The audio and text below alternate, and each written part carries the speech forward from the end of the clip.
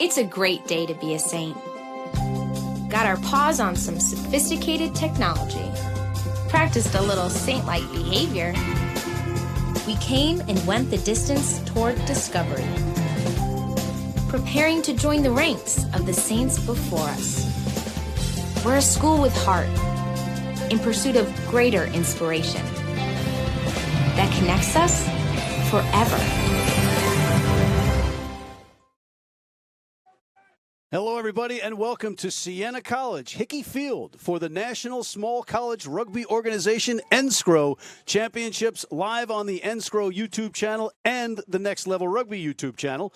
And I'm Matt McCarthy with two-time USA Rugby Coach of the Year and Collegiate All-American Sevens coach Steve Lewis and Brett Anker, our on-field correspondent.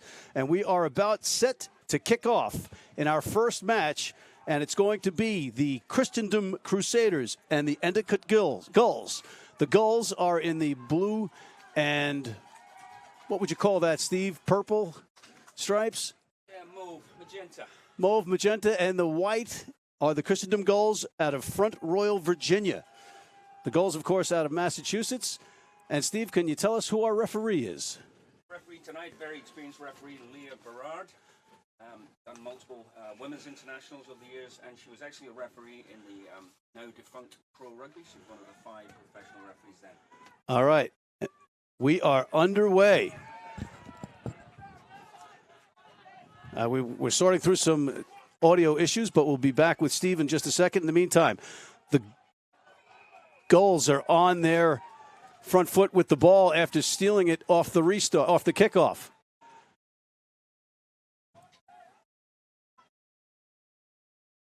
It was a high tackle. I beg your pardon. And our first penalty of the game. Here's the kick into touch by Finn Cohane. And we'll have our first line out.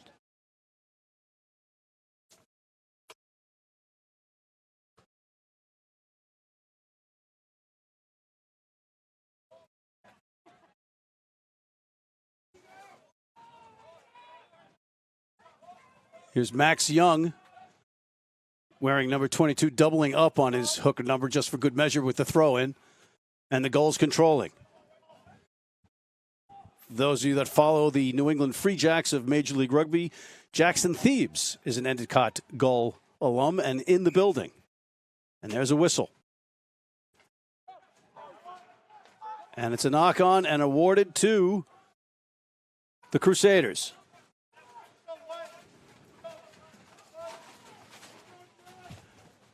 We've had a lot of rain in the capital region of Albany, but it's held off right now, and we have a little bit of wind, but really, really excellent conditions for rugby. It's field turf, so we're not playing in a bunch of puddles or mud. So the weather is now not a factor in this match. There's the put-in by Vinny Duig. And our first kick from the Crusaders is into touch. Looked like that was Tom Odino. Interesting story about Tom is he's just flew in from Rome for the match, and he's got to fly back out after for the match. Here's a line out for Endicott. And it's stolen by the Crusaders. Will Arnold takes it to turf. Duhigg. And there's a big crashing run. Release the green. Stay out. Stay out. Handled nicely on a bad pass. Taken by Patrick Newton. He has got it into the hands of Nick Cota-Back. And he just came up short. Strong defensive play late in that series by the Gulls. And they have turned it over on a knock-on. Dodging a bullet for sure. If you're just joining us, we are at the Hickey Field complex, Siena College, just outside Albany. for this NSCRO Championship weekend. You can watch it on NSCRO on their YouTube channel or on the Next Level Rugby YouTube channel. But it's live streamed all weekend, so check it out. Here's our scrum down. And the put in by Brian Palmatier. Big crash taken. And it looks like it's turned over by the Crusaders. Big play there defensively. And in for the try. So, Steve, the turnover translates into a try by the 8-man Joe Kelly. Yep, well, that phase of play started with an Endicott scrum, 5 meters out, and they failed to exit their own half. A couple of handling errors under their own shadow of their own posts. That's what coughed up possession.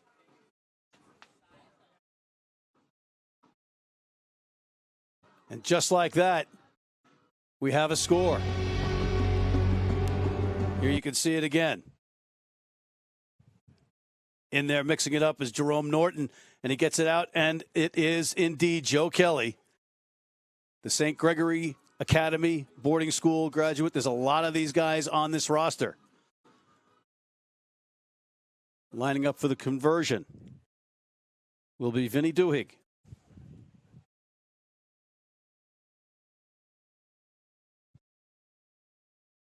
Steve, I know you're not shy about saying kickers should make these, but this is a college match. It's a college match. A little bit windy out there. So he's going left to right. This one's about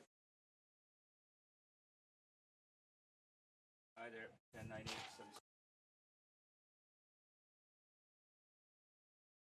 7. And I believe the kick was no good.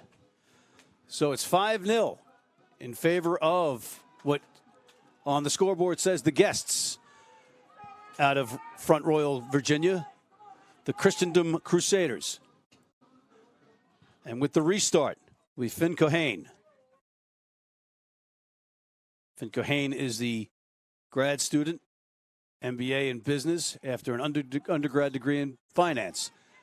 Oh, a big hit by number 5, Drew McAvee, on the restart, but it is retained by the Crusaders. Taken to turf is John Briggs. There's Tom Ordino, who's had a big day so far. Busy day. And a whistle. And a penalty to the Crusaders. Eschewing the quick tap and going for touch. Wise play, Steve.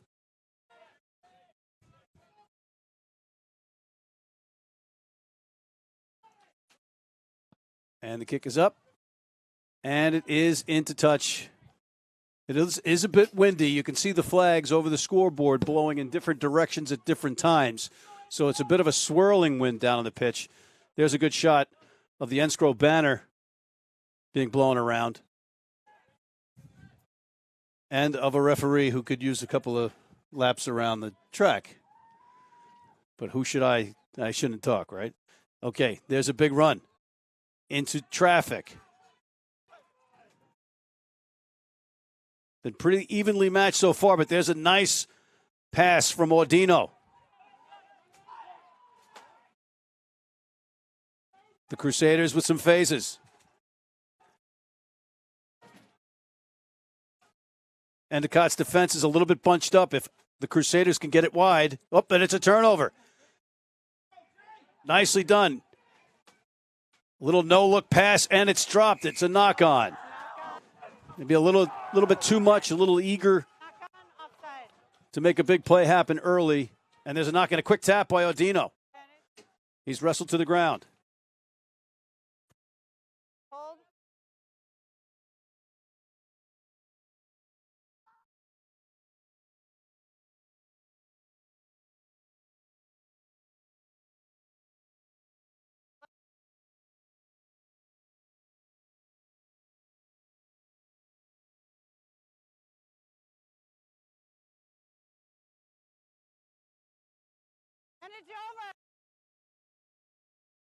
All right, we are back. The Crusaders on the charge. There's Duhigg. And it's stolen by the Gulls. Nicely done by James Carew. The Gulls trying to get some offense, get back on the board. A little indecision on the part of Finn Cohane, the number 10. But it's maintained. And now a big bruising hit from Owen Kennedy out of Cooperstown, New York, to steal the ball for the Crusaders. Big hit by Jeff Page from the Gulls in return. Audino gets it to Tim Mara. The open side. And take it to turf. Yeah, Endicott defense holding up here. The line speed's a little bit ragged, but they're making the tackles. That is better to him. All right. And it's a penalty to the Gulls, and there's some rattling in these stands, so it could be that the scoreboard is right in saying they are the home team out of Massachusetts.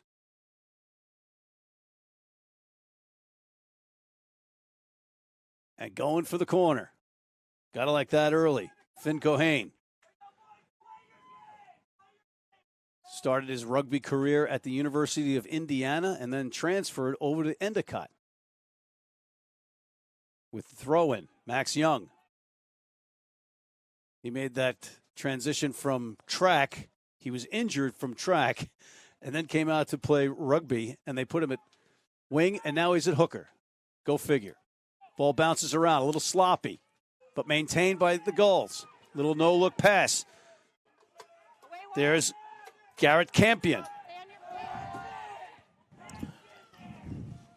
Big run, but met sharply in defense. Finn Cohane.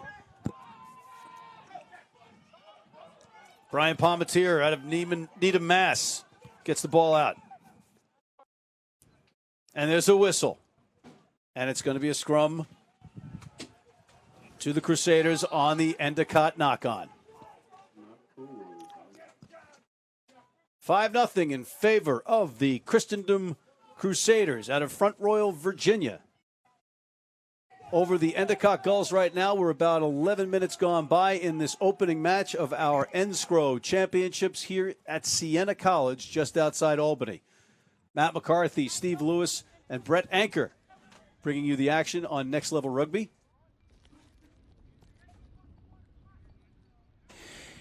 Yeah, and so referee Leah Berard there just holding up play. Looks like maybe have a blood issue. Someone needs some quick attention. Berard, obviously a very experienced refereed Women's International Rugby. She was actually one of the 5 referees in the now defunct Pro Rugby, the men's professional league, a couple of years back. So certainly very experienced, and actually a real treat for these players to have someone of that quality officiating. Steve, you're familiar with the Pro Rugby setup as you were the director of rugby. Indeed I was. So yes, I hired her. And then she must be a good referee if you hired her. Indeed, indeed. So the game settled down a little bit, that early score for Christendom. And Endicott getting a little bit on top here territorially, certainly playing in the Christendom half, but they're not stringing together enough phases to really put any sustained pressure on. Too many handling errors.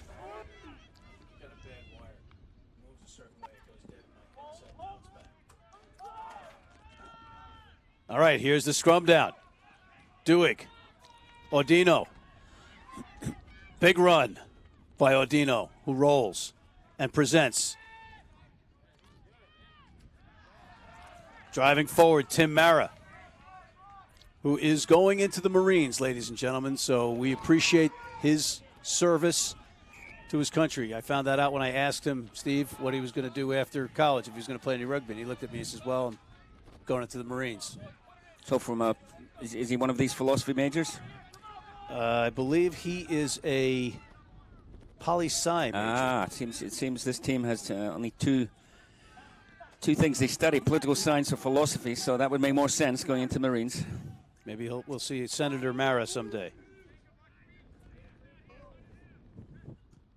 All right, here's the put-in by Brian Palmatier, trying to confuse us, wearing number 22. He's not a sub. That was the jersey that fit him. Here's a big crashing run by Matt Gashgilder out of Flathead High School in Kalispell, Montana. We've got a Montana connection here as well. There's more than a few players on the Gulls from Montana. I think it's Jackson Thebes' influence. But as we get back to action. There's a good reason for that, because the coach is a Montana native, went to University of Colorado, played most of his club rugby Washington and Maryland. That's Dave Kenkel. So that would make sense recruiting Montana natives. There's that synergy that we always talk about between Montana and Endicott. All right, here's the Gulls trying to get in. There's an opening, closed quickly. Brian Palmatier driven back. The Gulls, and a great camera angle bringing you right into the action. Is it a try? And it is. Steve, they persevered and got it home. It looks like number 8, Matt Gashgilder, is the one that put it home. Yeah, so it was their scrum, number 8 pick, and then a series of pick and goes around the fringes, and eventually getting over the try line, which is the yellow line there. You can see in front of the post. The yellow line is the try line. And the equalizing try, punched in by Endicott. So after 15 minutes, we're all even. Yeah, and just so you know, Steve, you're wise to point out the lines. The black line is the touch line. Correct. I only know that because Steve pointed it out.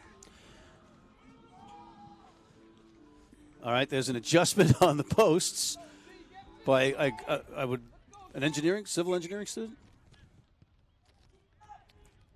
And the flags go up, and the conversion is good. So just like that, the Endicott Gulls take a 7-5 lead over the Christendom Crusaders out of Front Royal, Virginia.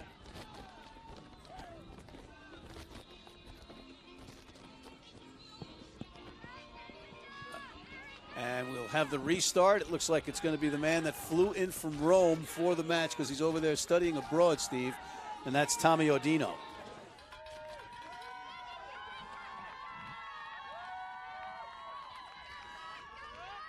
All right, there is number 10, Finn Cohane, taking the ball, being picked up, and an attempted choke tackle, but he gets to ground. Referee calls it a tackle. Ball is out. Little K9, little kick from Palmatier, handled by Duhigg, who gets it to Odino, who seems to have the ball every time it's in White's hands. There's a little pass on the outside. That looks like it was Casey Mulrow, who started playing rugby because the fullback, Jagger Nettie, asked him to. Here's Odino. Yeah, he's certainly the linchpin of this Christendom side so far. Everything that he prompts seems to work well. The man pulling the strings. You can hear the fans screaming, nice hit, Steve. Oh, and there's a big run and a crushing run, but the tackle is made. That was number 12, Patrick Newton. Rico Ione is his favorite player. Josh Farber collecting the ball, but it's going back to the original place, the original infraction, Steve. Yes, indeed. And, this is a national championship semifinal, right? So these guys are fired up. There's no lack of physicality here. Good, strong efforts, good, strong tackles. And these guys are getting right in amongst it. It's good to see. Yeah, anybody that wants to knock field turf didn't drive up here in a biblical monsoon, right? It was not. This is delightful. The fact, A, we're playing in this. B, there's no rain as of yet. We can actually see some blue sky here in the distance. It did not look that way driving up from New York, as we can both attest. And so it's good to have dry conditions, certainly for a game of this magnitude. Perhaps the staff at Christendom had said a few kind words to the people upstairs to ensure that we had this weather for rugby, Steve. And there's the lineout, taken by the big number 8, Joe Kelly. Poli-Sci senior. Male students, it seems, most of whom seem to play rugby. On the coaching front, though, they've got a couple of surprises there. No, not surprises, but the coach, Jim Conrad, well known, and even better known is Tony Flay, an old teammate of mine, ex-Eagle, hooker, Kiwi, and a man with Canterbury Crusaders connection. Well, he just checks all the boxes. He does indeed. He's also a tree surgeon, if that's the word for it. Cuts down, lops off trees. So, and you're going out on a limb with that, aren't you? Ooh. Anyway, okay, there's a kick. One hopper to Audino. He's got some room. Stays on his feet, gets the pass off. Away now, Green. Oh, big run by John Briggs, but he is met sharply by the Gulls attack on defense. Quick line speed from the Gulls. Makes Audino to lose the ball, and it's a turnover. Looks like Drew McAvee. There's our try scorer, Matt Gashgilder, and he gets it out. That's Josh Farber into the open, but there's a whistle. Yep, assistant referee pulled it back. Foot in touch. Looked a promising run from the left winger there. Right in front of us.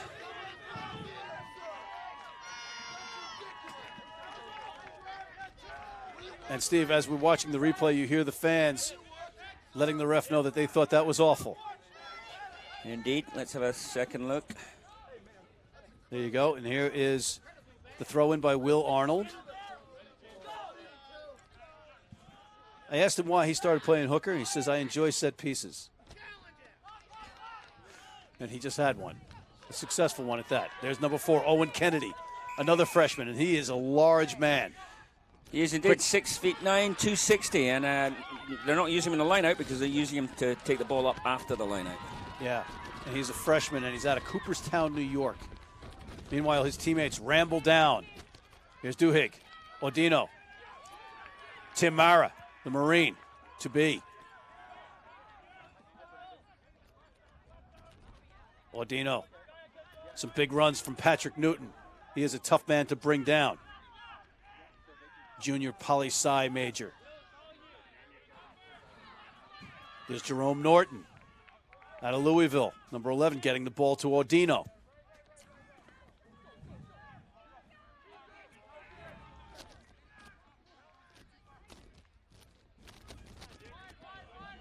There's a hop. You know, Audino's had to field a couple of those ground ball passes, and he's done it well. Duhigg driven back. Number 13, John Jakubusen getting involved.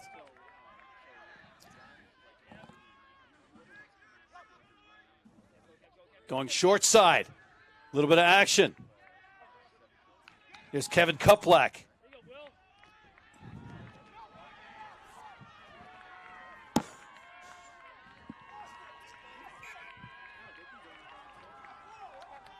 So I want to apologize. I have been looking at Nick Cota-Back and Thomas Audino from afar, and they look pretty similar with the hair. With this, here's the knock replay, Steve. And you can see Duhigg, and there it is.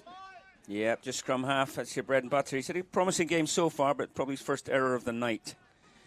But yes, it was very confusing there. 10 and 15 for Christendom, Cota-Back and Audino, both very similar hairstyle. And you would think it was a man possessed out there, but it's actually two of them playing. That's why they look so good. Yeah.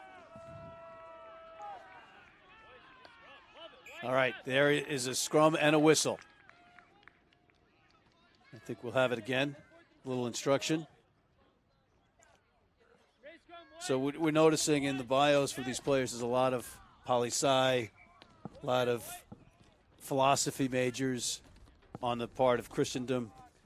Then you got some business guys, international studies with Endicott. Different styles on the pitch as well that we're seeing so far. Different playing philosophies. If you will. If you will. And I liked some of the pre-game chat you were having with some of the players, asking them their favorite philosopher. Yes. And what was the outcome? Well, you know, Kevin Kuplak, whose older brother started playing at Christendom, and that's why he's playing, said his favorite philosopher was Aristotle, hands down. Hands down. Emphatic. Yeah, we had an Aristotle. In fact, that seems to be the favorite philosopher in those parts. You know, then you had some others. You had Aristotle, Thomas Aquinas. Jacob Cassidy said Thomas Aquinas. Anyway, back to the rugby. So here we have a scrum. Last one looked a bit ominous for Endicott. They went back at a rate of knots, but they've got to put in again. Let's see if they can shore it up a little bit, provide some safer ball, and exit this dangerous area they're in.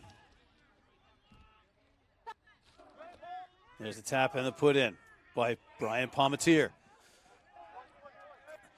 Brian spelled B-R-Y-A-N, and he said to me, but it's pronounced the same.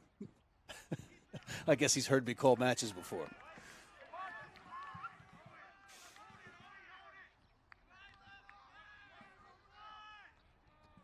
We'll have another scrum down as they reset here at Hickey Field on the Siena College campus for the National Small College Rugby Organization Championships, NSCRO.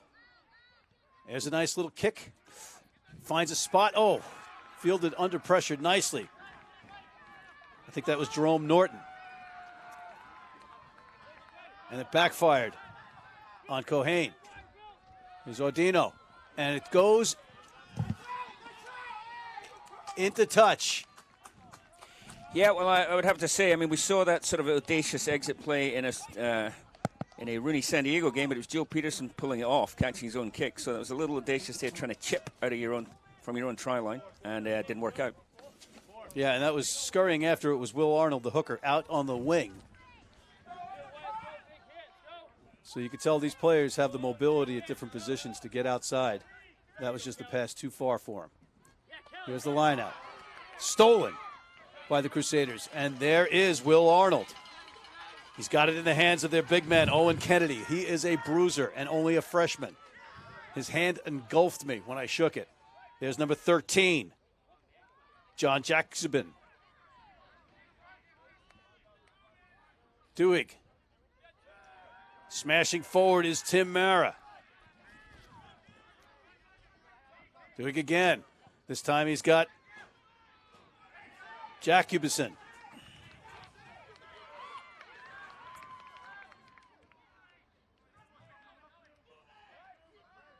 There's Kennedy. Takes at least two to take him down. And that opens up a little bit of breathing room for the backs. Here he is again, handling a pass that might have been meant for somebody else, but he just put the big paw up in the air and hauled it in. Oh, and that's unlucky. Cota-Back. But the ball goes backwards and they maintain possession. There's Mara again. Driven to the ground by the goal defense. That was number 8, Matt Gashgilder with the tackle. And there's a big burst into the open. It looks like Newton. Newton racing in. Does he have enough to get in himself? No, he's dragged to the turf. Following are a lot of white shirts. There's Duhigg. Ordino sidestepping. Little dummy pass to Will Arnold, to Isaac Belleville, I beg your pardon. There's John Briggs barreling forward. And it's picked up and stolen by the try scorer, Matt Gashgilder. Big tackle by Cota-Back. Little dummy. Nice little keep by Garrett Campion. The Gulls trying to maintain possession after a big steal, and it looks like they may have knocked it on, and they have, Steve. Indeed they have. It's going to come back now. Well, we're still playing. Playing the advantage. Oh, there's the big man. He is going in unscathed. That is Owen Kennedy out of Cooperstown. He may be a math major. He's undecided, but that all added up to a try, Steve. Indeed it did. He's been looking threatening for a while, obviously. A big lump of a lad. He just had to brush off one tackle there, which he did. Pretty solid. Wasn't even a handoff required. Wow. Under the post. Wow, he's a big boy. It's just like, you look at him here. He grabs it. Oh, I'm not going to get him. And he skips in like Rob Gronkowski. Big. Yeah. A little unfortunate. Endicott had been defending well. What I noticed with Christendom had a lot of possession there for a spell, but their first receiver was either very deep or was always flat, never taking the ball at pace. And then, boom, as soon as they fix it, he comes onto the ball a little bit at pace. Through you go.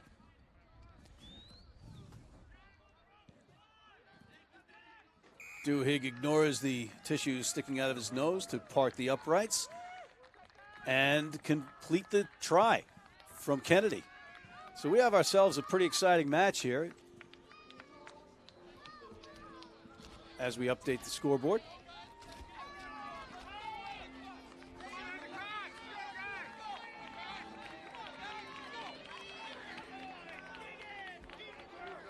And it looks like was that a substitution, Steve? Looking like it.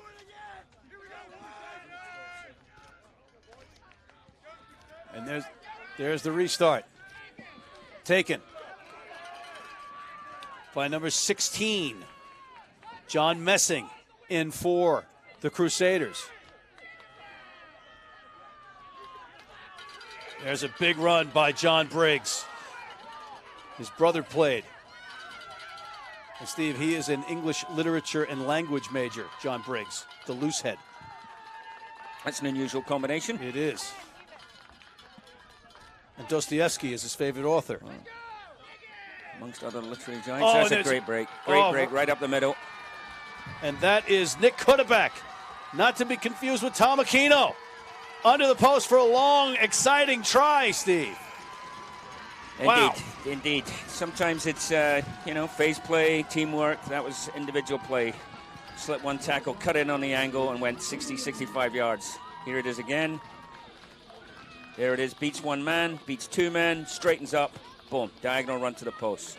And Great Steve, stuff. And Steve, the thing about that is he didn't exactly take it in stride. He had to take it up, not exactly a crisp pass to him on the fly, and he still made it. Yep. Good footwork. Making two men miss. And then having the legs to finish it off.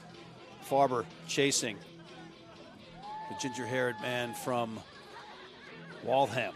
So that'll be interesting there. A couple of scores in quick succession. We'll see Christendom with their tails up now. And Endicott really have to dig deep. Have to circle the wagons. Maybe slow things down a little bit and get back into this. Because as it is, they're trailing 19-7. Yeah, Duhigg split the uprights with no problem there. Beg your pardon, I had said that Josh Farber was from Waltham. He is not. So for the folks in Waltham that don't know Josh Farber, you're okay. All right. There's a smile on the face of the referee. She likes what she's going on. That's right. Nothing chippy, nothing untoward. Good game of rugby. As we said before, pretty physical. Finn Cohane. As we go in to just hit the half-hour mark. With the restart. There's our newcomer, John Messing. Duhigg looking for a quick tap, possibly, and he'll pull it back up, and they'll make the decision here.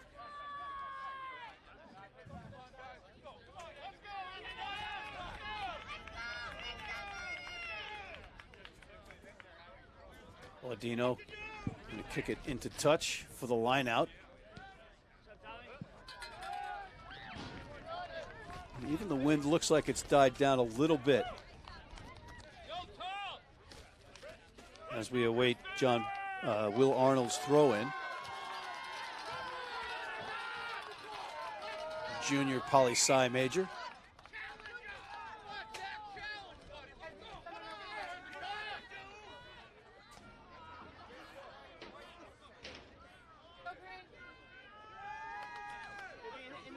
Referee giving instruction,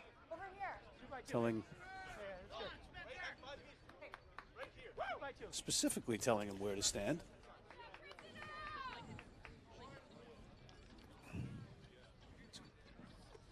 And there's a nice take by Thomas Ward, wearing number 5. And bursting forward is Mara, and Owen Kennedy in support. Duhigg takes it out. See, once again there, Adino, he's had a good game, but he's way too deep there, way too deep to pose a threat. Particularly with maybe the little bit of wind that is influencing some of these passes. But they do survive and maintain the ball. Driving forward.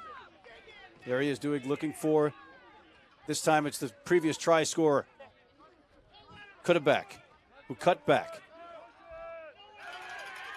There's a little open run, crashing forward.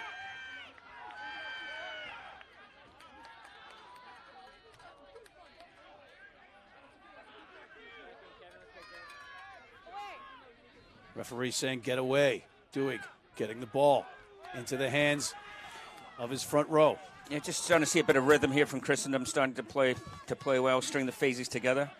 In the coaches poll, they were number 1 coming into this matchup, with Endicott ranked number 4 in the NSCRO coaches poll. So playing to form, according to the coaches.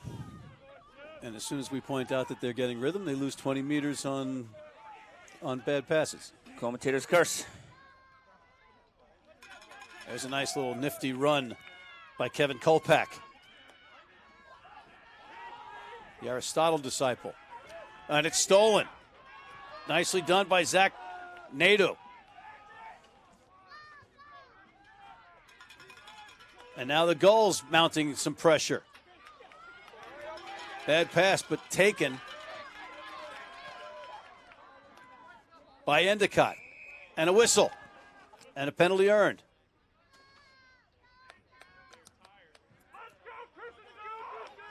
And they're going to go for posts, Steve. Not quite sure where the arm was pointing. I don't see any T coming out, so maybe they're... I believe the referee pointed toward the posts. And then maybe not.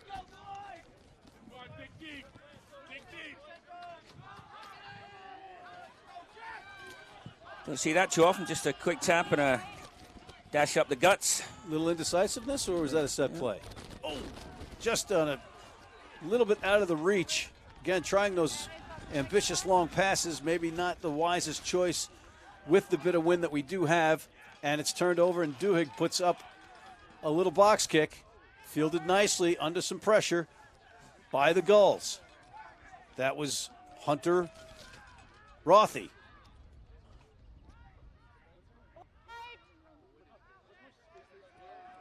Digging it out. And, just wanted to run without the ball was Jeff Page. And it's turned over. And some extracurricular activity going on and a whistle.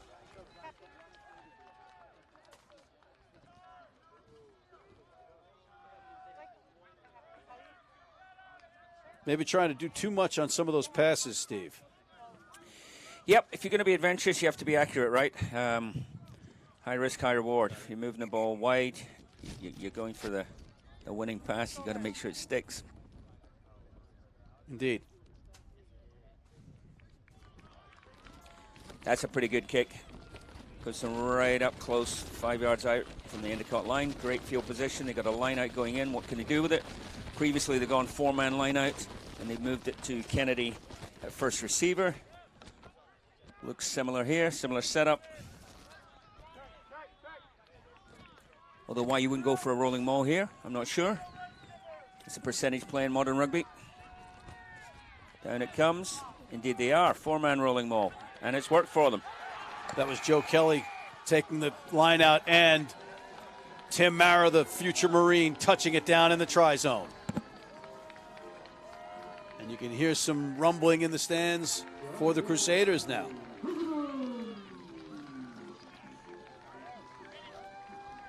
So an interesting turn of events as we can see some of our happy fans here at Hickey Field. The Gulls with a choice whether they were going to go for points. They didn't. They went with a scrum rush.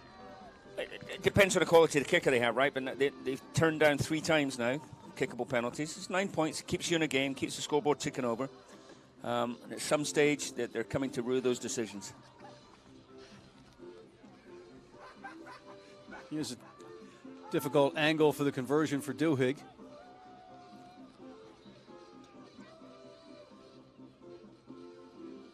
As the Gulls collect themselves under the posts.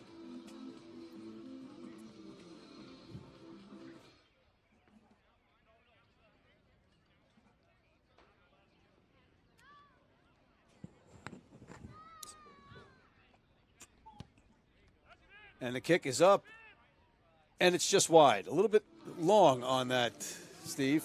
Yeah, he certainly took his time there. I mean, every kicker has their individual sort of setup and getting their mind in the right place and their rhythm, whatever their little nervous ticks are. But, yeah, that was a long one, certainly. As Van Halen plays throughout the stadium. the Gulls looking for a little jump in their game. Indeed, 24-7 down now, just 2-3 minutes left to the half. They need to get something. They need to get something going here. Cohane kicks it. John Messing bursts forward for the Crusaders. There's our man Kennedy. Just a freshman, Steve. That's a talent that could be cultivated. Consider him spotted, Matthew. Athletic and large. Would you liken him to maybe a taller version of a young Dan Lyle? A little early for comparisons like that, I think. I just wanted to get Dan's name mentioned in the broadcast. All right, here's Audino, the man that flew in from Rome for this match, studying abroad, looking for touch, and he does find it. That's a good kick, especially in these now windy again conditions. Shot of our fans from our Next Level Rugby production crew.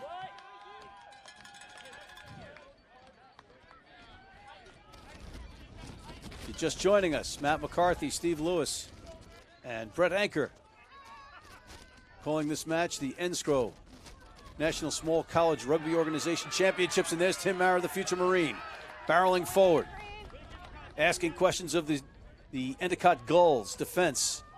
The Crusaders are in white. The Seattle Seahawks, Seawolves colors in the Endicott Gulls.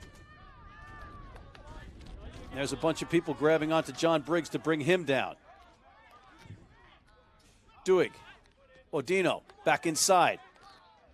Newton. There's a little dummy and a keep. The Crusaders looking for more.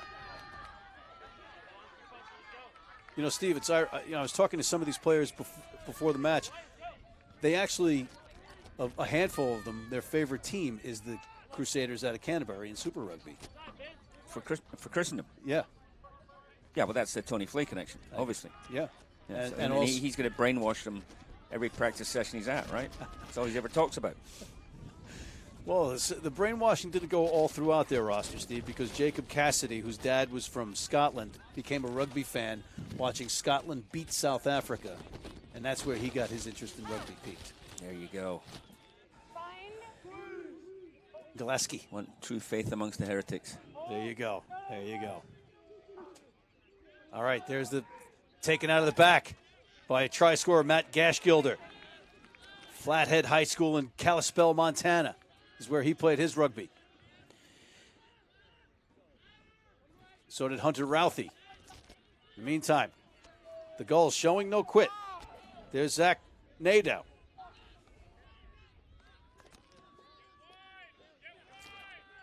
Again, there's another run out of the back from Gashgilder. And he rolls, gets back up, presents. Hopping in at scrum half was Cohane.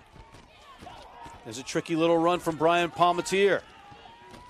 And now showing some life. You like to see this before the half. Being driven back. Jay Riley, who a friend of his told him to play at college and then stop playing after he got him hooked.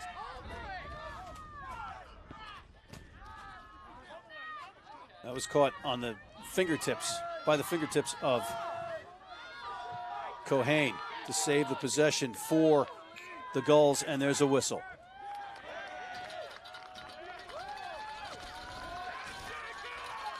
It's going to be a scrum down turnover. Unfortunately for Endicott, Steve, that was a nice series they put together, some phases, some control, and turned it over, and you've got some yells from the stands about a high tackle.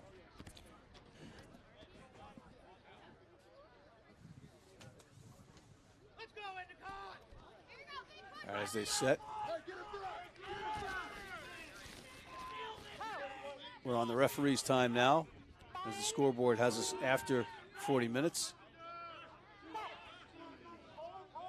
The official time, of course, set by the referee. Is Duig. Takes it. They're not looking to put the ball into touch. They're looking to get some more.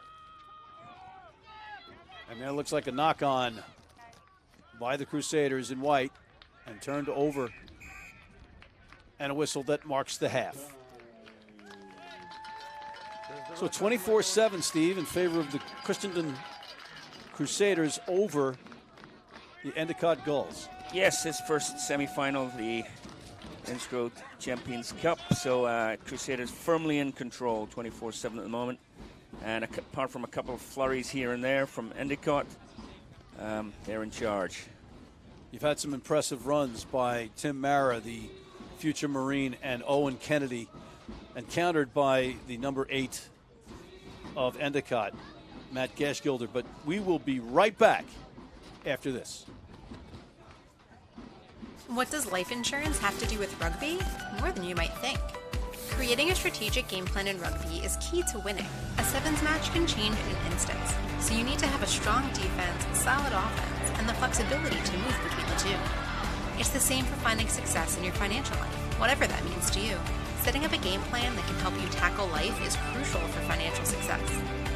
A good coach has knowledge of the game, sets goals for the team, and creates a strategy, which can be critical to achieving success both on and off the pitch. And when it comes to your financial life, having a relationship with a good advisor can be just as valuable to help you plan and meet your goals. Having the confidence that you're strong enough to play every minute as hard as the first gives you the best possibility to succeed during a match. And being financially fit gives you the ability to tackle opportunities and live life with confidence, knowing that if the unexpected happens, you're protected. Rugby and life insurance. They're closer than you think. Find out more at Penn. Hey, rugby fans, rugby is everywhere. The giant is awakening, and Rugby Wrap-Up is there with the alarm clock. Rugby Wrap-Up, global rugby coverage, sometimes with a wink. Weekly studio shows, daily website content, breaking news, evolving stories, the biggest names in the game on camera, all over social media. Pundits from all corners of the planet, local, global, professional, amateur, female, and male. Find it all on rugbywrapup.com. You know commitment. You know preparation. You know the game plan. You know exhilaration. You know rugby. And when you want to try something new, when the unexpected happens, when you want to move on up, and when you're ready to retire, we'll be there because we know life. The Penn Mutual Life Insurance Company, your game plan for insuring life.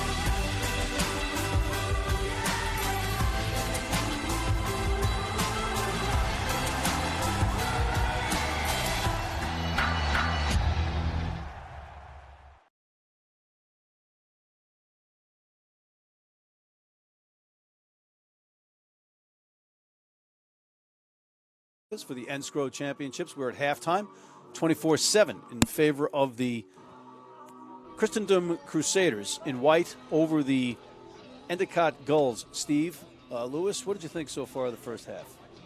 I think the scoreline reflects the game. 24-7 is a fair reflection for Christendom's dominance. Yes. I think what we've seen is physicality from Christendom. We've seen fantastic performances thus far from Owen Kennedy, the lock forward, number 4, big unit of a kid. Then the Ponytail brothers, Odino and Cota-Back, 10 and 15. They look the same. They're both pretty talented. They've shown some good stuff. Also, the scrum half, Duhigg, has been pretty nifty. He's been very busy. I like the look of him, too. On the Endicott side, they've had less possession. They pose less threat. Most of the good stuff for them has come through their number 8, Matt Gashgilder, who's worked pretty hard. A couple of flashes here and there from Palmatier. Looks like if he did get some ball and did get some space, he could be dangerous, but they haven't strung it together yet. So going into the second half, Endicott, they've got to get a foothold here. They've got to get some possession. They've got to get some territory, and they need a quick score after the half to get back in this thing. You had some opportunities squandered by the Gulls. They have to be frustrated by that. And when they did squander them, it seemed they paid dearly. Yeah, I mean, in modern game, right? So up to about 2-3 years ago, you would take your 3 points. We're not sure the quality of their kicker because we haven't really seen him yet. So maybe it's a lack of confidence in the kicker. But if not, then you need to put the ball in the corner and trust your line out.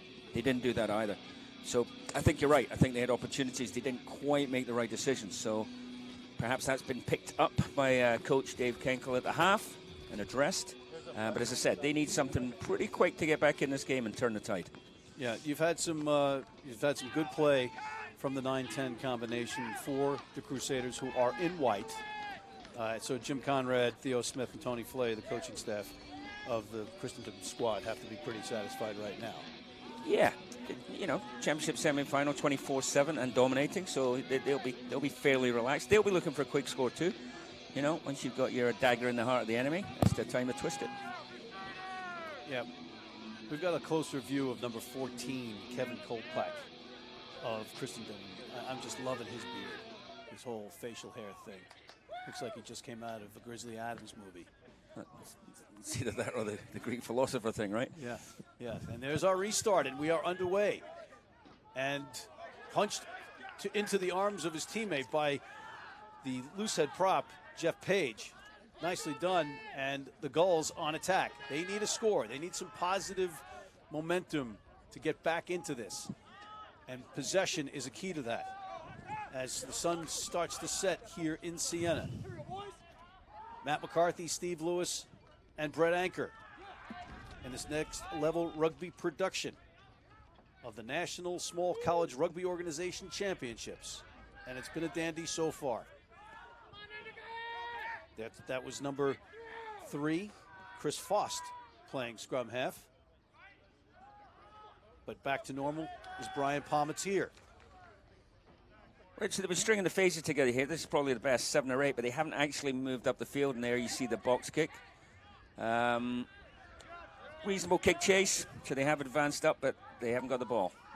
Jerome Norton taking it under fire, handling it well. And there's a little pass from Audino, cleaned up by number 6, Jacob Cassidy. And it's turned over. Yes, it is turned over. There's a nice play by James Carew, whose dad played club rugby in Providence. And that's how he got into rugby, which is nice to see. And his barreling forward is that man number 3, Chris Faust, out of Beverly, Massachusetts. And it looks like it might be turned over. Yep, another knock on there just as Endicott started to move up the field. Yeah, it looks but signs of life, and that's good to see. Good to see in the first couple of minutes after the break. They're up for the challenge. Yeah, and that looks like Spencer Vinton, wearing number 2, is in the match, getting a pat of reassurance from his fly half, number 10, Finn Cohane, after that knock-on. Just trying to ensure that he's okay. Give him a little vote of confidence from his teammate. We like to see that.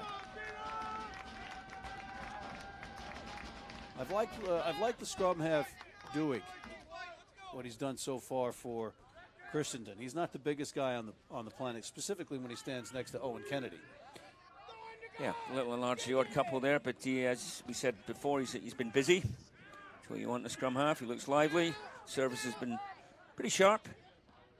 And there he goes. He gets it out to the brothers with the hair that look like Dan Moore of the Toronto Arrows. And there he is again. Audino gets it to Mara. Mara, does he have the speed, the pace? Farber on defense. A nice little pass inside, and the number 8, Joe Kelly, takes it into the touch, into try zone, I beg your pardon, for the try. Passing the whitewash. That was some champagne rugby, as Dallin Stanford would say. Yes, indeed. Here we go here. Ball comes from Duig. Audino once again makes a half break, actually makes a break, and then a well-timed pass. Endicott winger makes a lot of space to come back here, put pressure on, one more pass. And as you say, in for a score. You know, that was an impressive run and look by Audino. He ran right through the arm tackles, shifted the ball into the other side, and got a nice pass off on the run. Yeah, and Farber, the Endicott wing there, working hard to get back, but just ran out of numbers. Hard to defend 1-on-3 when you're in that situation. Indeed. Here's Dewey. Doing his Johnny Wilkinson. His extended Johnny Wilkinson. Nicely called. Or his Farrell serial killer look. And Dewey is good with the conversion. His favorite player, Damian McKenzie, who unfortunately is injured, but he's a Chiefs player, right?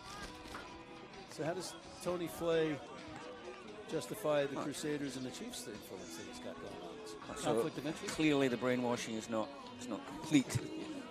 There's still some individual thought from this philosophy, poli-sci group of rugby players. Some critical thinking.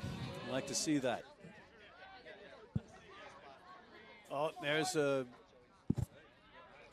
knock on, and it's going to be Gulls ball. So there's a little bit of a break for Endicott. They need a score quickly to get back in this. They need a couple of scores in a hurry. Little indecisiveness. Nice play by Zach Nadeau, I beg your pardon. He was a football player, came to rugby because a friend just talked him into it. You know, another crossover athlete gained by the sport of rugby. You have a lot of football players that transitioned into rugby at Endicott College, a.k.a. Jackson Thieves. And there's a big run on the fly, but taken nicely. Nice tackle by the Crusaders out of the back of the scrum. That's a try scorer from earlier. Matt Gashgilder, sophomore studying studio art. Yeah, he's worked hard. Just needs a bit of support from his teammates. He's not been afraid to take it to them. There's some crunching defense on the part of the Crusaders. Farber testing it on the outside. And taken up and into touch by Endicott. And they're having a little bit of a discussion. That's Brian Palmetier, the scrum half, talking to Farber about a potentially different path he might have chosen there.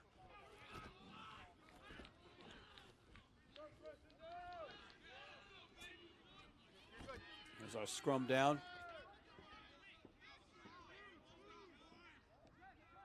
Nice shot.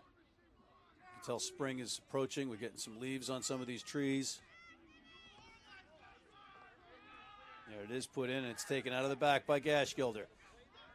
Charging forward, mustache first. Cohane. Looking for Jay Riley. He's got it in the arms of Garrett Campion. His friends call him Champion. There's Cohane, engulfed. Takes it to touch, knocks our cameraman down. Slithering forward. Here's Cohane looking for the try. Can he get it in? And he is in. Some tough defense by the Crusaders. Can't keep Finn Cohane out of the try zone. And the Gulls have struck back finally, Stephen. Yes, indeed. That's the best face of play they put together. Once again, all starts with that guy, Gashgilder. Great break from him. Bumps the defender, does what he needs to do, links with his backs. They move it to the right. A couple of good passes, a couple of well-timed passes. And on this occasion, they do not squander it. Set the ruck. They go again, blindside, and at the second attempt, he gets the ball down. Yeah, nice effort, nice effort to get that in there on the second effort, I should say, by Cohane. Takes a well-deserved sip, but right back to business. And the kick is no good. And that was number 20. And we don't have number 20 on our roster sheet. So I apologize to all of you out there. We don't know, with some of these things just happen at last minute. Some players get injured, the changes in the roster. Anyway, it's all good. And there's the restart from the Crusaders. There's Gashgilder, a busy man. He gets walloped after he knocks the ball off his chest forward. Insult to injury, Steve. Yes, that's the old Scotland-Australia penalty there. Ball comes to you, it's instinct just to catch it and go with it. But unfortunately, that is a penalty. Playing the ball in an offside position. however inadvertently. Do you agree with that call? Yes, absolutely. Leah Berard got it right. Spot on. Wasn't that hard to spot, mind you. Does it have anything to do with you hiring her previously? No, she's a good ref, and, 3 blind mice could have spotted that one. 3. To go along with the, okay. All right, here's the line out. Awarded to the Crusaders after they kick into touch. Will Arnold started playing rugby his freshman year with the throw-in, the junior political science major. So look how deep Odino is there, number 10. He's got confidence in his guys to get the ball out there, I guess. Or maybe he's just jet lagged from flying in from Rome. There is Odino. Gets it to Newton. Newton taken to the ground. Gulls playing tough defense. See there, he's good there. There's good. Another half break. Still on the ball. Another well-timed pass. Here's Kolplak. Taking it to turf. Got numbers here. Oh. And they made the numbers count. And Steve, I want you to take this one because it's Jacob Cassidy. He's one of yours that just put that one in. The Glasgow, what is it? Glaswegian. His father was a Glaswegian. Glaswegian. Yes, indeed. That's not somebody that makes glass. Not at all. But yes, so ball went left there. Christendom had the extra man, made their passes count, drew the defender, drew the second defender. And as you say, the son of the Glaswegian flopped over the line. 5 points to his in the ledger for him. And Christendom really taking control of this thing now. St. Thomas is smiling someplace because he is somebody that Mr. Cassidy enjoys as the philosophy of.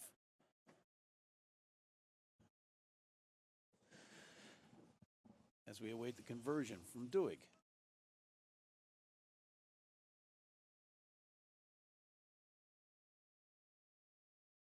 Certainly takes his time. Had a full head of hair when he lined this one up.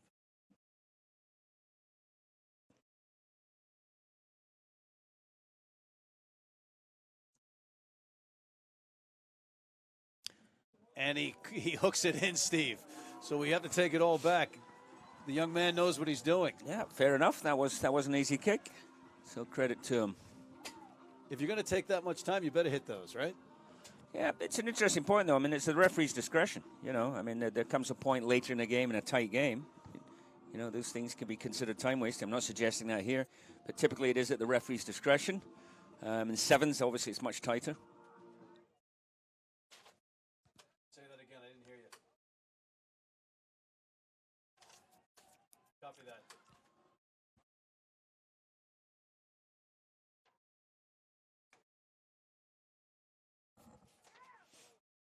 There's a nice charge, but into a solid defense. Oh, a nice little look back in by Odino. He's got his winger. That's John Messing coming in. John Messing's had an impact coming off the bench. Here's Duig.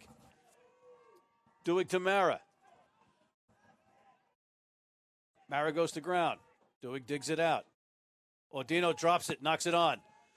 Let's see if there's an advantage being played by the Gulls. Seeing if they can get a spark here. There's Gashgilder, who's had a big game, big match for Endicott. And it's a whistle, no advantage gained. It'll go back to the original knock-on, if I'm not mistaken, Stephen. You're not mistaken. Blind squirrel.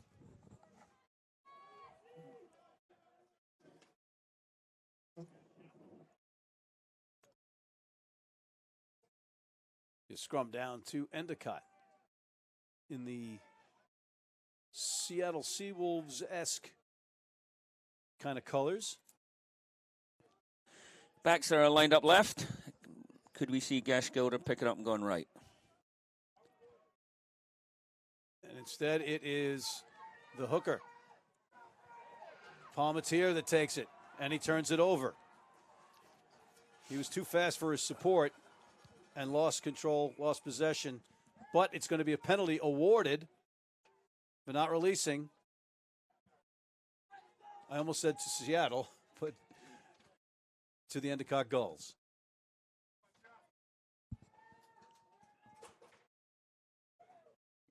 Cohane kicks it into touch. If you're just joining us here at Siena College, Hickey Field, it's the NSCRO National Championships.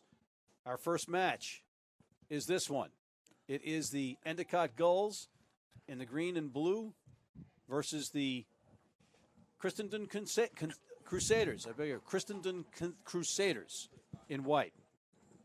And they are ahead. It's easy for you to say. It was not easy for me to say. Christendom Crusaders in white, up 38-12. But the Gulls on attack and no quit in them as they charge forward down the field. Going short side. It's Jay Riley taken to the ground. Palmatier, Cohane dances around, gets it in the hands of James Carew. Freshman business management major. There's number 1, Jeff Page. A defensive end football crossover just this year. It's his 5th year. And a homeland security major. Cohane has his man Farber on the outside, who dots it down in the corner for a try.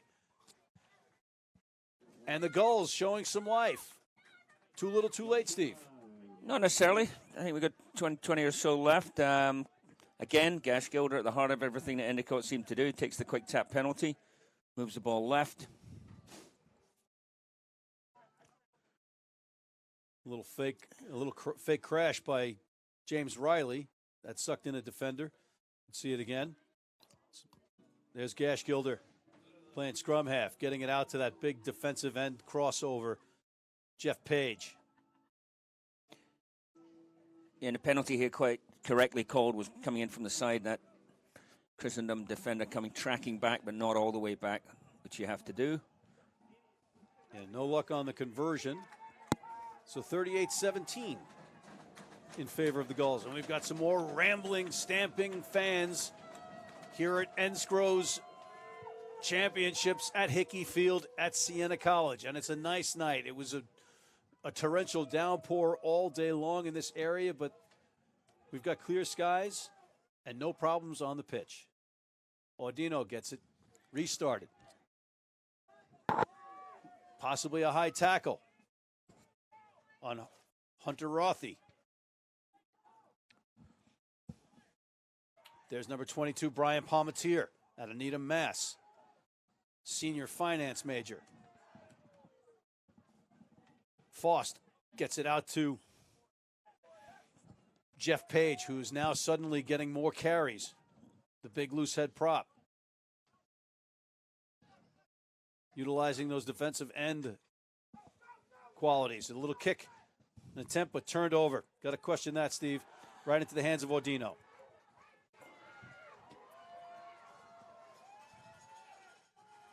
Yeah, not a fan of chip kicks. I mean, when I coach, it's like you chip it, you better score under the post or you're coming off. Yeah, specifically when you're down by a lot of points and you're in your own end. There's Audino, and it looks like he may have tried to do one too many passes, and it's knocked on to the ground by Drew McAfee. McAfee's a large man as well, the number 5. Fairfield Prep guy, and his brothers played at Loyola in Maryland. So he's got some rugby in the family.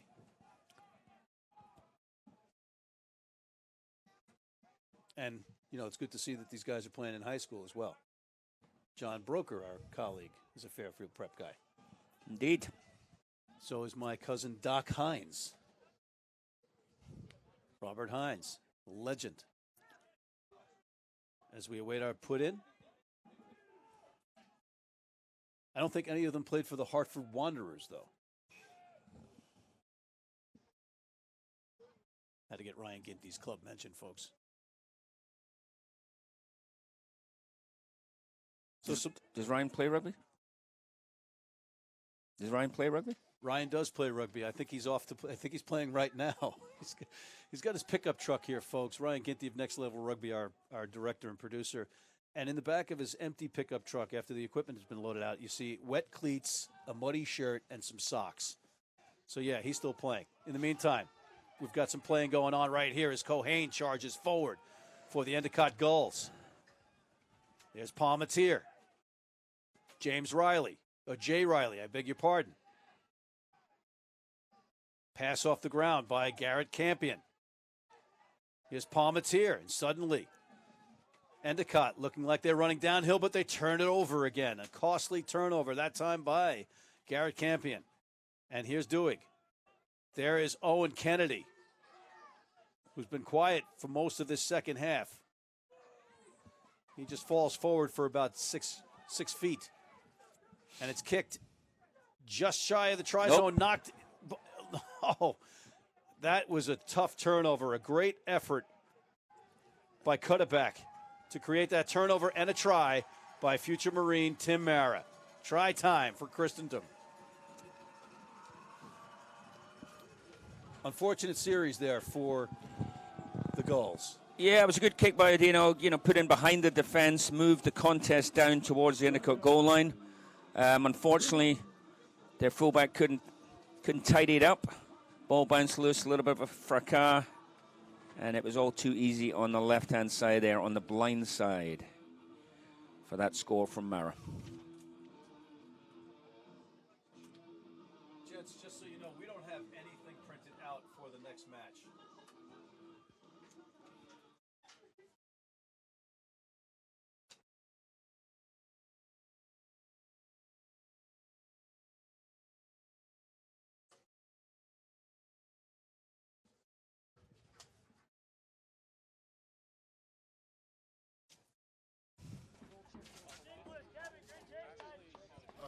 Okay. I was testing it on the other court, and I'm going to switch to the court you just gave me. And there's a conversion. It looks like it was good.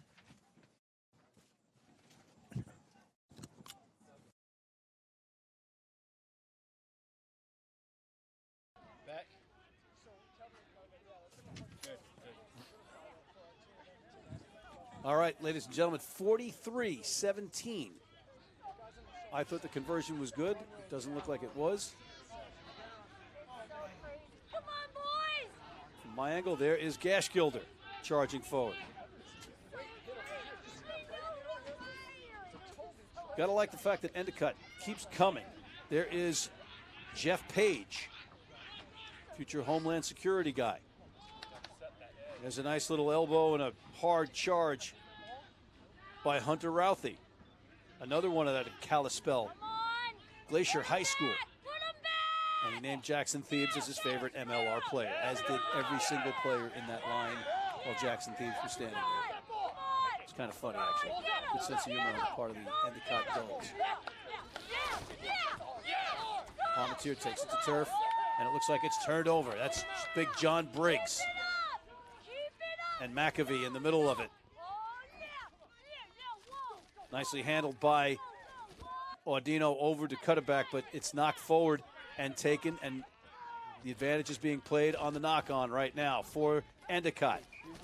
They just keep exchanging possession here. Yeah, pretty scrappy rugby this last couple of minutes. To be expected, we're 60, 62, 63 minutes into this. Look at the body language. There's some tired bodies out there. And when you're tired, that's when the skills go, the concentration goes, the focus goes. I'm sorry, did you say something? Very good. All right, but charging right into the middle of that scrum to take to be the hooker is Will Arnold. He is certainly not lacking energy. Again, when I was talking to him before the game, I said, why hooker? He says, I like set pieces. It's an odd cat. It's perfect. Hookers are all odd cats. There's a look inside by Gashgilder. I have suspicion of a forward pass there, but officials have let it go. Gashgilder again. Got to give this man credit. Got to give that man credit. He's having a terrific game. Gashgilder, a basher of sorts. Take it to the turf. Is Cohane. Great camera work. Takes us right into the action. There's Ray setting Ray O'Reilly. I ran another cable. Jay Riley, I beg your pardon, setting the platform there. Another big run from Gash Gilder. Cohane.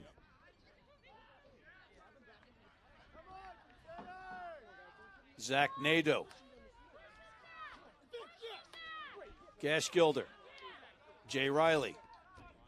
Some bruising defense from Owen Kennedy, clearing out bodies, but the Gulls maintained possession.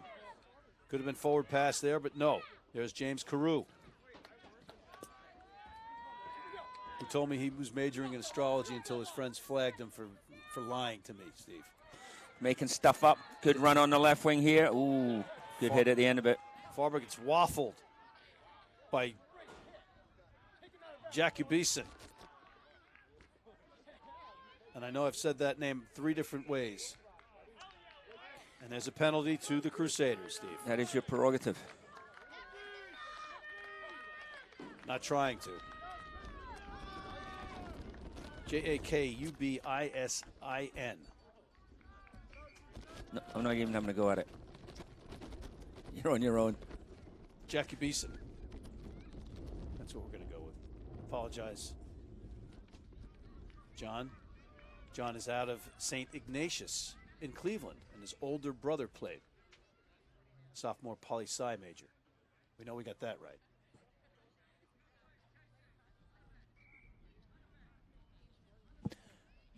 There's the penalty to the Crusaders. Here's Odino. Doesn't find touch. And is a counterattack of sorts. Little indecisiveness on the part of Palmatier. Coming in to clean it up, James Carew. Blindside flanker playing scrum half. Here's a big charge from Chris Faust, the junior exercise science major. Cohane. And it's almost ripped out by Owen Kennedy, the freshman. Again, here's James Carew, the blind side. Not the biggest guy in the world, but he's got a lot of heart. Shaking off tacklers. Number 22, Brian Palmatier. Taken nicely again by Faust.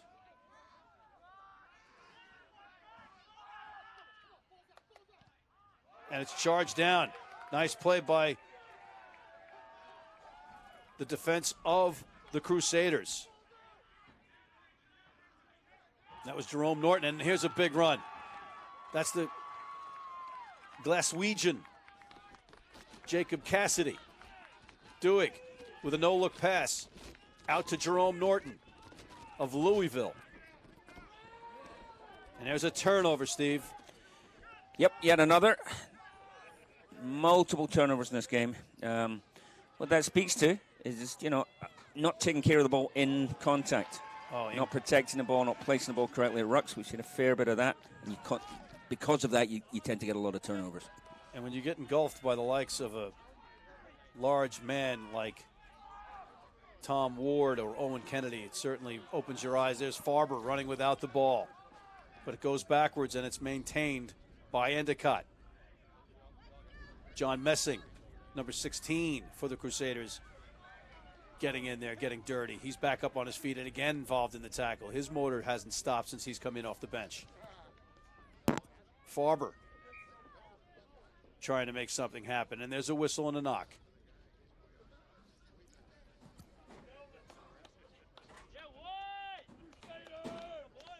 Well, it's a 26-point deficit, 12 minutes to go. Looks unlikely at this stage. That having been said, Endicott have come out. The Gulls have come out in the second half. They've shown fire. They've stuck in. They've competed. Scored a couple of tries of their own. And keep their heads held high as the subs start to come in for Christendom. Fresh legs showing up with 10-12 to go. And again, it's this is a small college championship, but you can't get any smaller than Endicott than Christendom. We said 200. That's my understanding. That's amazing. Is that a Free Jacks hat, Steve? I missed it. Fan. I'm not sure. But we got a nice crowd. Got a beautiful night. in the capital region here at Siena College. Hickey Field as the Endicott Gulls in the blue and green. Seattle Seawolves colors charge forward. The Crusaders out of Front Royal, Virginia, lead 43-17 with just about 12 minutes left in this match, but there is still some bashing going on there. You wouldn't know the score from watching these guys work both sides of the ball. See the determination on the faces of all these players. There's a little batted ball, and it's going to be a whistle. Scrum down awarded to the Gulls of Endicott.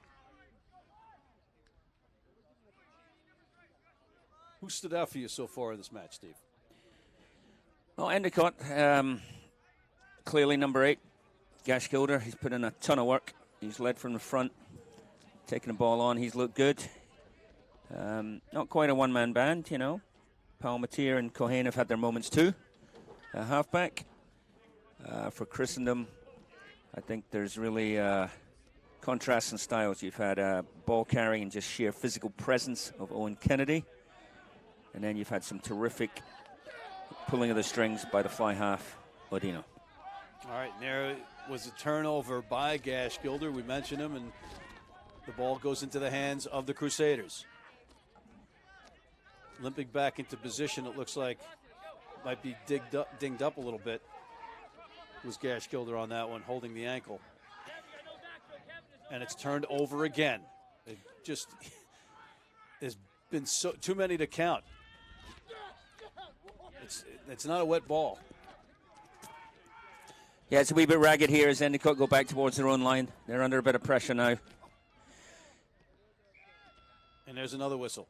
And so, you know, with the game, pretty much decided, you've got to start thinking, Christendom coaches, Conrad, Tony Flynn, what have you, they've got to start thinking ahead to Sunday. Yeah. And maybe you pull a couple of these players. Maybe you should be pulling Odino, pulling Kennedy.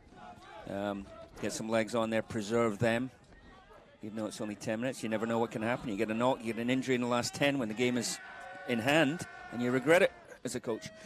Yeah, he's got John Messing in there, number 16. You also have the Whitaker brothers, Anthony and John, available. A.J. Lancaster, Dan Corkery, Michael La Rochelle. So there's some players out there. You've had Nicodemus Kaufman was going to start at number 8, but he's injured. You also have Joe Peters, and there's a charge going forward. That was number 2.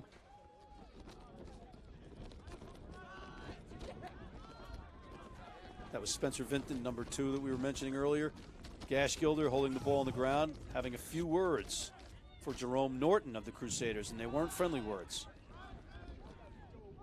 As his teammates continue on with the ball. There's Jay Riley, and he's got to burst the speed. But he's got to turn and present that ball, or he's going to get flagged for it. Correct. And it's picked up by the Glaswegian Cassidy, Jacob Cassidy. Turned over, and got to get that ball out of there, Steve, if you're Jay Riley. Here's Cota-Back in for the try. Yep, that should be the nail in the coffin right there. And the roar of the crowd and the stampede of the crowd in the stands.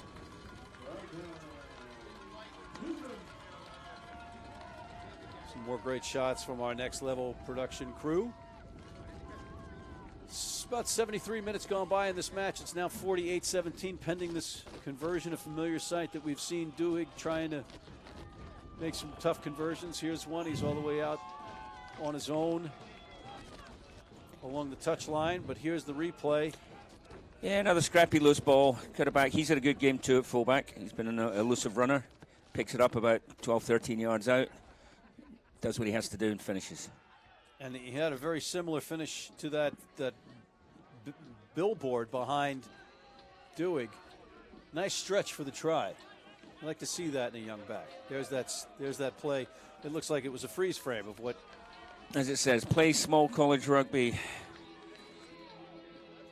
National Small College Rugby Organization. And we are here for that. NSCRO is the acronym. And there's the conversion attempt, and it hits the post and bounces back. So a good attempt, a hair off as it hit the post. 48-17 is our score. Matt McCarthy, Steve Lewis, and Brett Anker in this next level rugby production of the National Small Rugby College Organization, NSCRO. First match of a great weekend of rugby on the NSCRO YouTube channel or on the Next Level Rugby YouTube channel. There's the restart. Owen Kennedy hardly having to jump in the air to haul that one in with 6'9" frame. And there's Tim Mara, the future Marine, forging forward. Big hit, but the Crusaders hold on to the ball. Another big hit. It's getting a little chippy out there. Fighting back, storming back.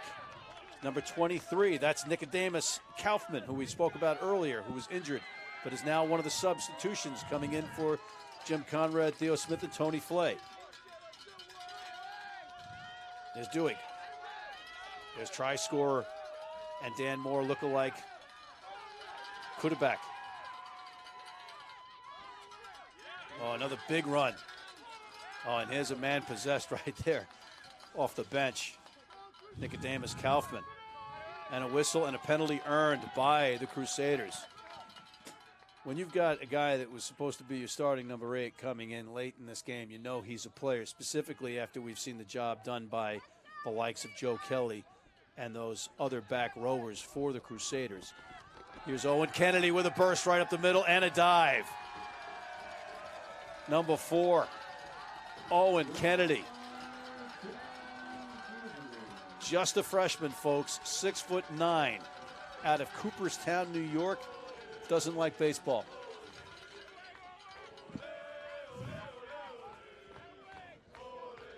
Was that a Hall of Fame allusion, or? No, he's from Cooperstown, New York, and he doesn't like baseball.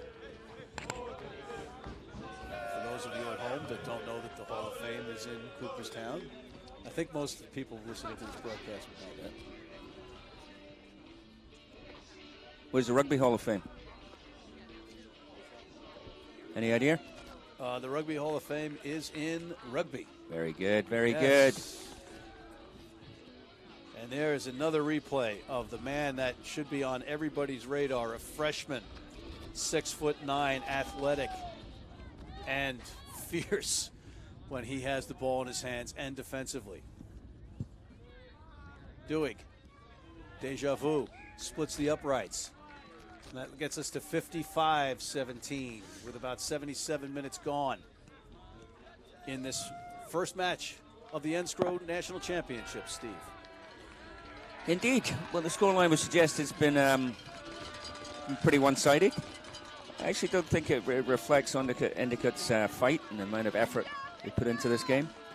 But they have coughed up some tries. And it will be Christendom moving on to the final on Sunday. Yes, Their indeed. opponents yet to be determined, the game after this. There's another substitution made by the Crusaders. We'll try to get that for you in a second.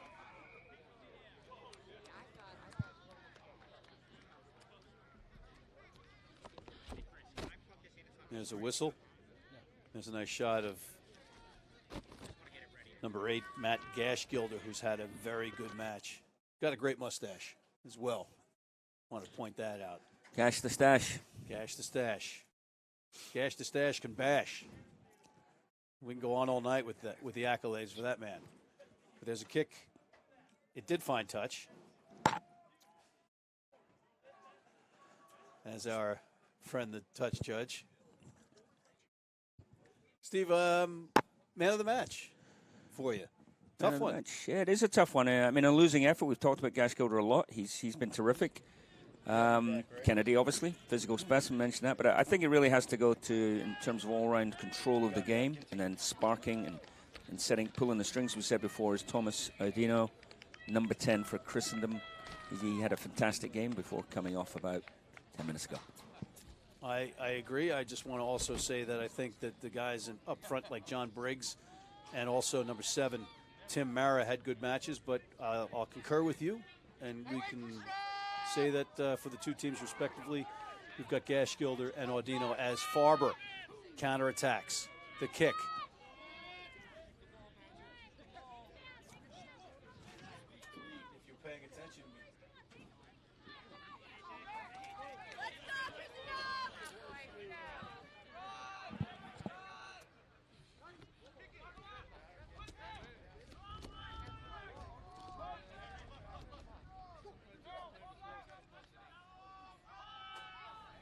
As we get down to the final minutes of this match, or the final minute, Steve, the Gulls trying to get a try for pride, and they are not they're not going to do it with a pass like that. Yeah, they're in trouble again here.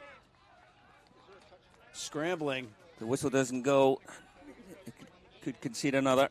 James Carew scrambled. He maintained the possession, and there's number 1, Jeff Page, that defensive end crossover. Oh, he's had a couple of good runs as well. But did you see Cota-Back, the fullback, get over there and turn the ball over? He pilched that one. Meantime, now you got number 19, John Whitaker, in there with the blonde hair, almost platinum, white taped ears. There's Owen Kennedy just looking for more. He is just a man possessed. Look at all the bodies it takes to take that man down.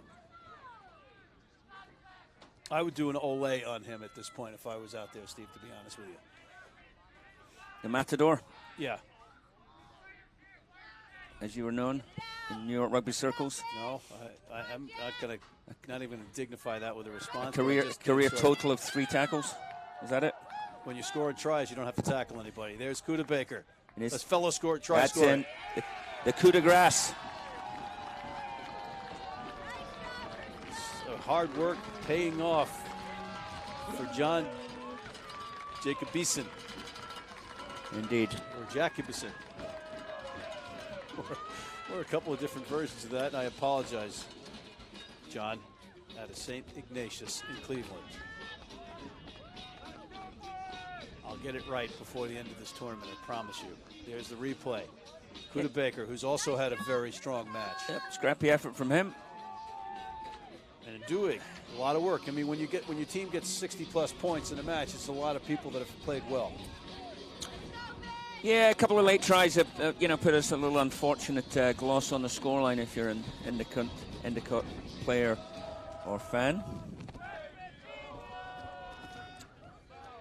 Doig. Seems that the nose is dried up. He no longer has the tissue hanging out of it. And he drills another one, Steve. No, I think it was wide right. Oh, it looked good to me, Bob. Wide right. I sit corrected.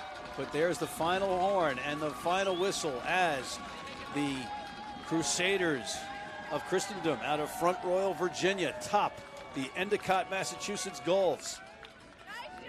60-17. A big win for the small school in this National Small College Rugby Organization match, as they await the handshake. Impressive, Steve. Impressive school. Impressive team. Yeah, that's good performance. Some good individual athletes there. Played well, took the chances, kept the pace up, and fully deserving of their win, obviously, with that scoreline. They'll be looking forward to Sunday now in the National Championship final. So back to the hotel, hydrate, get off the legs, take it easy tomorrow, and prepare for the big one on Sunday. Question for you. Anybody in this match today on a radar if you're an MLR exec? Yeah, I think you'd have to look at the size of Kennedy, obviously. I mean, big men don't come along often that size. A couple of other good footballers there, but it's a difficult one to judge. Anytime you're looking, you want to look at players 3, 4, 5 multiple times before you start talking them up. So he's a freshman. So what would a potential pathway be for him? Eagles? Oh, that's the pinnacle, right? That's the aspirational part. Is it? Well, one could say that the MLR is the pinnacle now. That was a great shot of the victory circle for. Well, I mean, I think the ultimate is always representing your country, right? Whether it's the Olympics in 7s, or whether it's a World Cup in 15s, or just pulling on the red, white, and blue. That's what every aspiring young American player wants.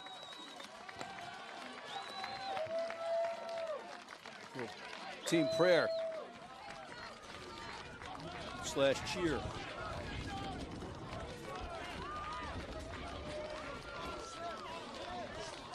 All right, folks, we are going to go down to Brett Anchor, our anchor on the pitch right now. Thanks, Matt. I'm actually here with Games MVP, Thomas Adino. So, how do you think your team fared today in your first game out in a while? I think we played really well. We could have made things a lot easier for ourselves. But I think in general, we fought hard. They fought hard too, but we came out on top, and we're really proud about that. Right. So tell me about your preparation. You clinch a spot in national final in the fall with our seasonality issues, and you don't play a competitive game for 4 or 5 months. How do you mentally and physically prepare for a national championship that far out? We're really lucky to have a team full of leaders, and leadership comes from the top down. Our coaches stay on top of us, and then captains, and then senior players, and it really goes all the way down. And everyone's really dedicated. Everyone's giving 100%, and you really see it in the off season, in the winter. People are still getting out to practice 5 days a week and really working their tails off, and it pays off, as you can see. So I understand a couple of you guys are the epitome of student athletes here. You have one student who had an exam today come up and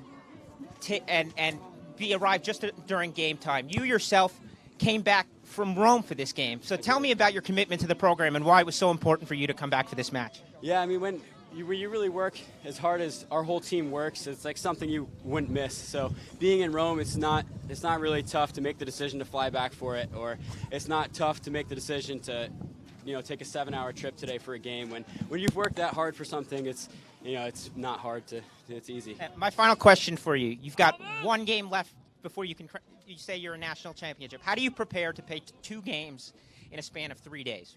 Recovery, and it's going to start tonight. As soon as this game's over, we're already looking forward to Sunday and keeping our focus. We're proud that we won, and we're happy about that, but we have to stay focused for Sunday and really keep our mental preparation. Thanks, and good luck. Thank you. Well, Matt, back to you. All right.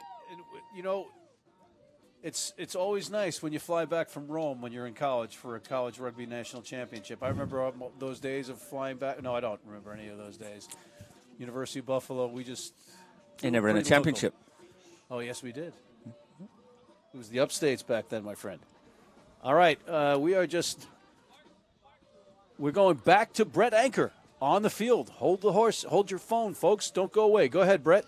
Thanks, Matt. Again, I'm here with Brian Palmentier, captain of Endicott College Rugby. I know it wasn't exactly the result you were looking for, but how do you feel about how you guys played? You had that never say die, never quit attitude out there. Yeah, definitely a tough team. Christendom played a hell of a game, and just proud of the boys for playing all 80 minutes, playing tough, the whole team. Now, I was speaking with your coach prior to the game, and he mentioned that you have a number of young players on your squad. How does a game like this on a national circuit prepare you guys as you move forward? Just getting them experience and getting them ready for going forward next year. We've got, I think, 7 or 8 freshmen, a couple of great sophomores on the team that have stepped up as leaders this year, and a great recruiting class coming in. So just getting the experience. So my last question for you is, you still have another game on Sunday. How do you mentally prepare to play for a game after you've given all of your emotions for this when you're playing for 3rd place? What's on the line for you and your team? Just playing with pride and playing 80 minutes for the people next to you. It might not be for a national championship, but you're playing for your boys, and you're going out there and still putting out 80 minutes of your best rugby. That's great. Thank you for your time, and good luck this Sunday. Matt, back to you. All right, thank you, Brett. As we await our next match here in the booth, Steve Lewis, we've got a busy weekend of rugby ahead of us. All right, and I'm sorry, Stephen, I'm going to have to interrupt you there. We're going to get back to you we are out, ladies and gentlemen. Tune back in for our next match.